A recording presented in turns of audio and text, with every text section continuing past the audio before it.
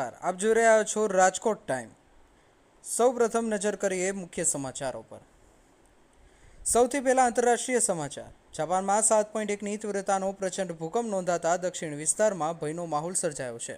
ભૂકંપ બાદ સુનામીની ચેતવણી જાહેર કરવામાં આવી છે। જાપાન હવામાન એજન્સી મુજબ કુમામોટો વિસ્તારમાં ભૂકંપનું કેન્દ્રબિંદુ નોંધાયું છે અને અનેક વિસ્તારમાં સાવચેતીના પગલાં લેવામાં આવ્યા છે। સ્થાનિક તંત્રએ લોકોને દરિયાકાંઠાના વિસ્તારોમાંથી સુરક્ષિત સ્થળે ખસવાની અપીલ કરી છે। વાત કરીએ ગુજરાતના રાજકારણની।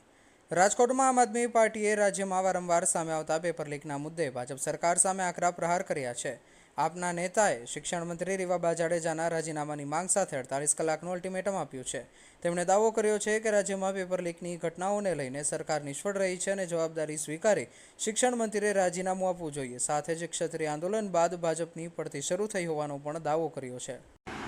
જય હિન્દ। પદ્મિની બાવાડા।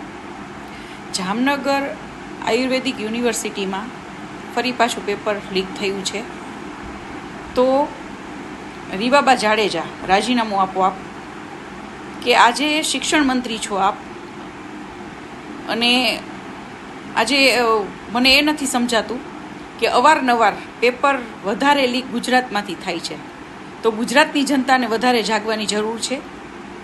તો 48 કલાકનું અમે અલ્ટિમેટમ આપીએ છીએ કે રીવાબા જાડેજા રાજીનામું આપો, અને આમાં અમે પાછા નહીં હટીએ। ગાંધી માર્ગે અમે બહુ એવું સારું આંદોલન રચીશું, કેમ કે શરમ આવી જોઈએ કે આજે જો આપ શિક્ષણ મંત્રી ત્યાં છો અને ત્યાં પેપર લીક થાય છે તો એ જવાબદારી પૂરેપૂરી આપની છે। તો આજે મોદી સાહેબને પણ કહેવા માગું છું આ માધ્યમ દ્વારા કે આપ ક્ષત્રિય આંદોલન સેજ જરાક યાદ કરી લેજો કે ઇતિહાસ એક ગવા રહ્યું છે કે જ્યારે એક સ્ત્રીનું અપમાન થાય છે ને ત્યારે એની એક પડતી આવે છે।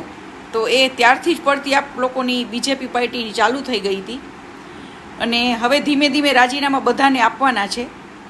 તો ખાસ રીવાબા જાડેજા રાજીનામું આપો, નહીંતર અમારે જે પણ કરવું પડશે, જે રીતે ગાંધી માર્ગે અમે સારી એવી રીતે આંદોલન જોરદાર આપીશું। જય માતાજી। હવે એક માત્ર સારા સમાચાર। રાજકોટ પ્રાણી ઉદ્યાનમાં એશિયાઈ સિંહ પરિવારમાં નવા મહેમાનોનું આગમન થયું છે। સિંહણ ધરતીએ 3 સિંહ બાળને જન્મ આપતા ઝૂ તંત્રમાં ખુશીનો માહોલ જોવા મળી રહ્યો છે।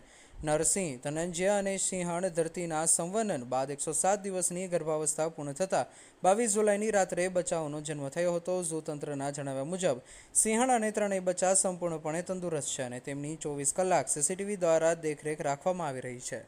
આવા જ વધુ સમાચારો માટે જોડાયેલા રહો અમારી ચેનલ સાથે। આજે જ અમારી ચેનલને